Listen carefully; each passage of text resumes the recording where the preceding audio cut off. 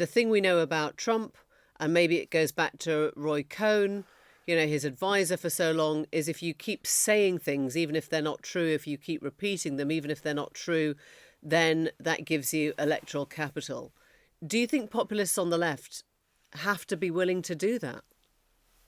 I think populists on the left do actually need to deliver, right? I do think we need to deliver. I think part of calling for aspirational stuff is that is the way to get something moderate, right? Like, I don't think we would have gotten the Inflation Reduction Act if we weren't calling for the Green New Deal. Because at the time that we called for the Green New Deal, Democrats were not even interested in any sort of investment in climate change. They were talking about reducing emissions by 80% by 2050 by doing a few small Yeah. carbon taxes. That's the only conversation that we were having, right? In Mamdani's case, some of the stuff he's talking about, I think he can deliver, right? He can do the Well, he's rent not really going to freeze. He's run talking shops. He's not going to run grocery shops in New York, right? That's actually one of the few things he could deliver on if he really wanted to.